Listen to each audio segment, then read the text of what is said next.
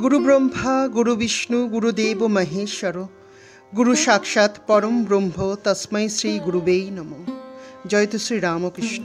ठाकुर श्री श्री रामकृष्णदेवेर चरणे शत कोटी कोटी प्रणाम एवं श्री श्री मायेर चरणे शत कोटी कोटी प्रणाम जानिए आजकेर एपिसोड शुरू करছি। नमस्कार बंधुरा, आपनादेरके स्वागत आमार এই চ্যানেল स्पिरिचुअल आध्यात्मिक ब्लगे। যারা আমার চ্যানেলে নতুন বন্ধু সেই সব বন্ধুদের উদ্দেশ্যে বলছি, যদি আপনাদের আমার এই চ্যানেলটি ভালো লেগে থাকে তো প্লিজ লাইক শেয়ার সাবস্ক্রাইব করার রিকোয়েস্ট রইল। ঠাকুর শ্রী শ্রী রামকৃষ্ণ পরমহংসদেবের জন্ম হয়েছিল 18ই ফেব্রুয়ারি 1836 খ্রিস্টাব্দের কামারপুকুরে। তার পিতা ছিলেন ক্ষুদিরাম চট্টোপাধ্যায় ও মাতা ছিলেন চন্দ্রামণি দেবী। মাতা পিতা পুত্রের নাম রাখলেন গদাধর চট্টোপাধ্যায়। যখন গদাধরের 9 বছর বয়স তখন গদাধরের উপনয়ন হয়। ঠাকুর ছোট থেকেই ঈশ্বরের ভাবে বিভোর হয়ে যেতেন। ছোট থেকেই তিনি তার বাবাকে ঈশ্বরের পূজায় সহায়তাও করতেন। এরপর ঠাকুর একটু বড় হওয়ার সঙ্গে সঙ্গে তার দাদার সঙ্গে কলকাতায় আসেন এবং রানী রাসমণির জামাতা মথুরবাবু শ্রী রামকৃষ্ণদেবকে দক্ষিণেশ্বরের মা ভবতারিণীর পুজোর ভার দেন। এখানেই পঞ্চবটী বনে ঠাকুর সাধনা করেছিলেন। ঠাকুরের গুরুরা ছিলেন তোতাপুরী, ভৈরবী মা প্রমুখ। ঠাকুর শ্রী শ্রী রামকৃষ্ণদেবের পত্নী ও সাধন সঙ্গিনী ছিলেন মা সারদা দেবী। ঠাকুরের শিষ্যদের মধ্যে স্বামী বিবেকানন্দের নাম আমরা সবাই জানি। তিনি ছাড়া ছিলেন রাখাল মহারাজ, লাটু মহারাজ প্রমুখ ছিলেন।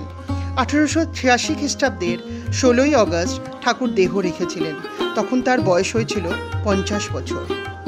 সেই আমাদের প্রাণের ঠাকুর শ্রী শ্রী রামকৃষ্ণদেবের ভক্তরা প্রায় ঠাকুরকে বলতেন, ঠাকুর আমাদের মনে একটা প্রশ্ন আছে। ঠাকুর একদিন সেই সব ভক্তদেরকে বললেন, তোমাদের মনে কি প্রশ্ন আছে বলেছিলে, বলো দেখি আমাকে এখন। তখন ভক্তরা বললেন, ঠাকুর আমরা এত ঠাকুর দেবতা মানি, এত মন্দিরে মঠে যাই, কই কিছু উন্নতি তো হচ্ছে না। ঠাকুর সব শুনলেন মন দিয়ে। তারপর এই প্রসঙ্গে বললেন, শোনো, সংসারী লোকেদের ধর্ম করা হলো মাতালের কাশী যাত্রার যাওয়ার মতো।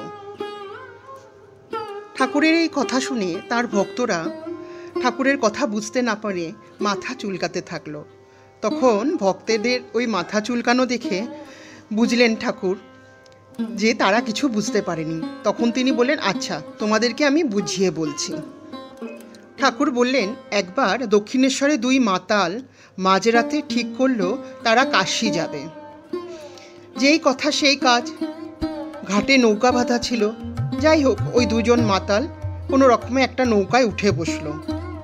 এরপর মাতাল দুটো নৌকায় চড়ে বসে হেঁয়ো হেঁয়ো করে প্রাণপণে দাঁড় বাইতেই লাগলো।